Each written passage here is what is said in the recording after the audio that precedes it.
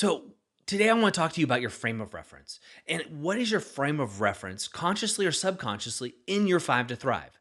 You see, we picked the five to thrive because we believe that's a holistic representation of what could possibly become your story, allow you to become the author of your own story and touch each of these five areas.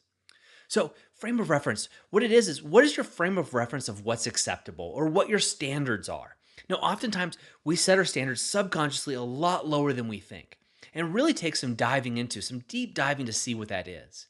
Now, something happened to me the other day is I told someone, I'm going to get up, I'm going to go to the gym because that's what I do. And they thought, well, man, Doug, you're just not sleeping as well. You got a newborn, you got a new business, you got other businesses that you're running, you moved your location. Give yourself some slack. Something's got to give. Well, you see, their frame of reference was different than mine when it comes to body. My frame of reference was I'm going to get up and I'm going to do this because for me, it's not acceptable not to. For me, the author of my story, the man that I am and the man that I am becoming, he gets up at that time and he works out in the morning. And that's exactly what I did. And it didn't take a struggle for me to do it. It just, my frame of reference was different than theirs. Simple as that. I have another client, right? I'm working with him. When I first started working with him, his story was he was stupid. Now I've talked about him before in these daily growth hacks, so you may remember him, and he listens to these, so I'll say hi, but I won't give his name. But his frame of reference was he was stupid. That was his story. He's just not smart, and he was intimidated being around other smart people. However, he was around smart people all the time. And so one thing I had him do is after we were working for a while, I said, hey, look, let's change that. Let's change your frame of reference. Can you list just 5 reasons that someone could say you're smart? Now, he really struggled with this. And then I talked to him. I was like, look, do you think I'm smart? And he did, which surprised me. but he did. And I said, well, gosh, you can build a hotel. You can build houses. Like you look at construction. You can look at the walls. You can look at things that I just don't understand. You seem extremely smart to me. And we have conversations about philosophy, about life. They don't come across. You have great insights. And he stopped for a second and was like, wow, that's right, Doug, I do. And people are always commenting, on my work and the things that I do, the architectural work that I do. He's working at the top hotels in the world. And we were talking about this.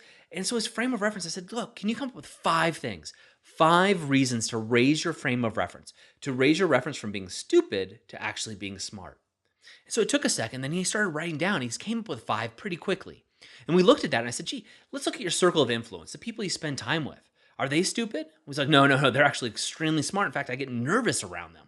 I said, well, would you think these smart people would spend their time and invest their energy around someone who they think is stupid? And he thought about it for a second. He's like, no, actually, no, I don't. I definitely know they wouldn't. Well, why are they spending their time with you then? It's not because you're stupid. It's because you're actually smart. Your frame of reference needs to change. And so what I had him do something that I'm going to have you do. And that is look at your frame of reference. For him, this was in the category of mind. What is your frame of reference and what is it coming with? Look at your past. A lot of times it's subconscious. His story, we had to dig it out of him a little bit, although it became clear to me right away. But we dug it out of him so he could see it. Now for you, if you're working on this by yourself, I want you to grab your journal, write down your 5 to thrive, and write your frame to reference in each section of the 5 to thrive. Don't skip them. If you can't find one, ask a friend. Ask somebody. Go to the author of your own story group and start posing questions. This is where you get to dig deep. We all set our thermostat at a certain level, but we don't rise above it unless we change our frame of reference. You can have all the tools, tricks, techniques, whatever it is. If your frame of reference hasn't changed, you won't change too. You'll always go down or up to that frame of reference set point, or that thermometer, as I like to say at times. So, example could be body.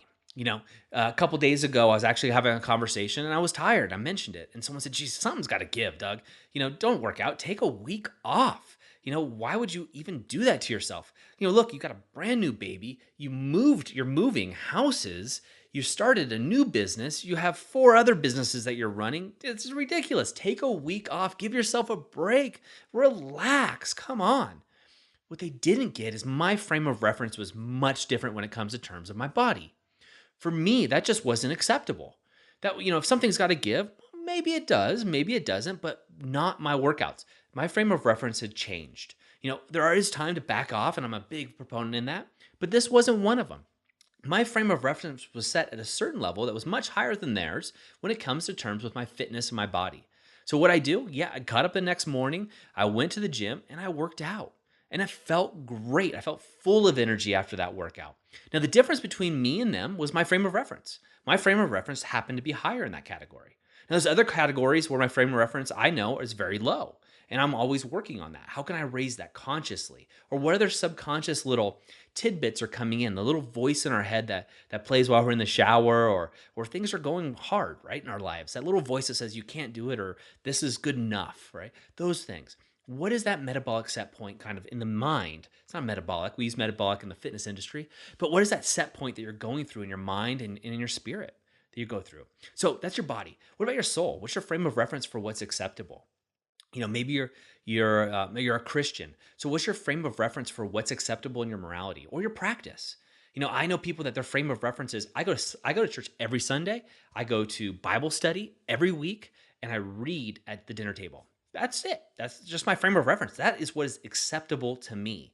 When I know other people who their spirituality is, I will meditate every morning, period. I know atheists, I know Jews, I know Muslims, I know Hindus, I know people from all different religious walks. But they all have different frames of reference. So, what is their frame of reference? And is this the area you're skirting for one reason or another? In other words, is this the one area you're throwing to the side? Because if it is, I can tell you the rest of your holistic perspective is also going to suffer. What about relationships? There's certain people that have relationships. If you're in a relationship with a significant other, there's people that say, "Hey, this person's abusive, but that's okay because they only hit me every once in a while, and so yeah, but there's he's a nice guy, and he gets a good job, so it's all right." But you have somebody else that has a frame of reference like, "You touch me or you even speak to me badly, I'm out, I'm gone because my frame of reference or my standards are much higher."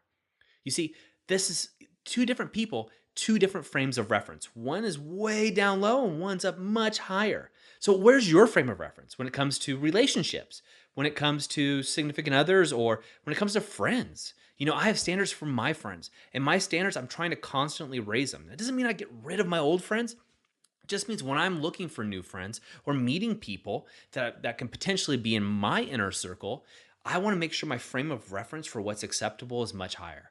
There's certain things that I just won't allow to happen, right? I won't allow somebody in my inner circle that abuses someone, who takes advantage of someone who's weaker for them. That is a standard that I just will not accept.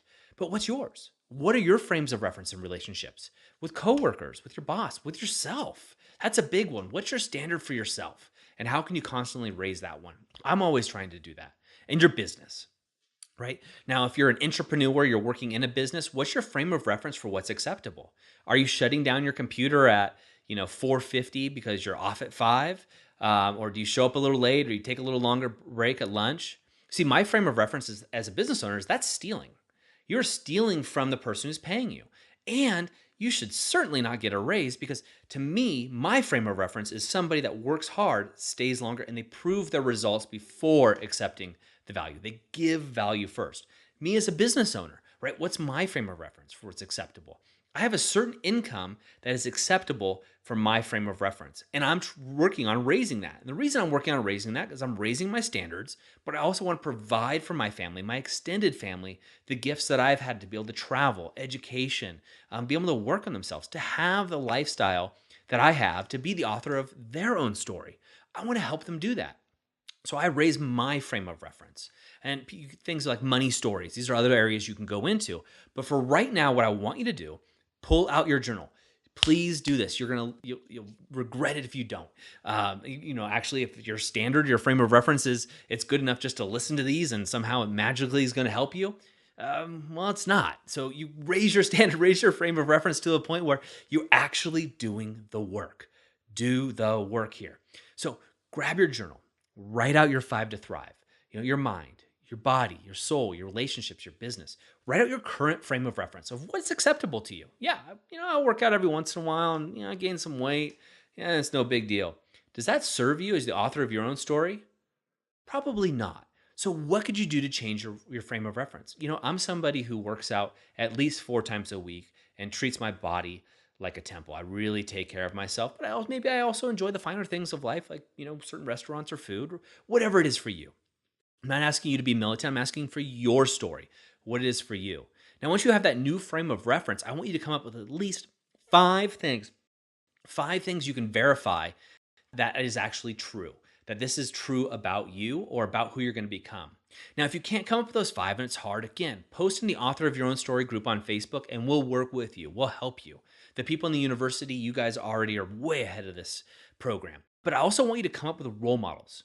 Who are some role models that already, you believe, already have this frame of reference equal or above what you're trying to achieve? The new frame of reference you're changing. So these are role models.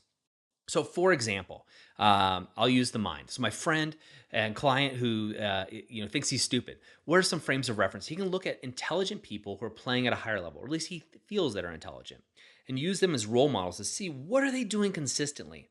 Now, when we did this for him, what he found out was that all of these people are either listening to or reading something to better their mind on a daily basis. This daily growth hack could be yours, right? That's great if you're taking action. So you need to take action. I keep saying that over and over again because I know what it's like to be out there. I used to be one that used to listen to audio and podcasts all the time and maybe not always do the work. Now I do.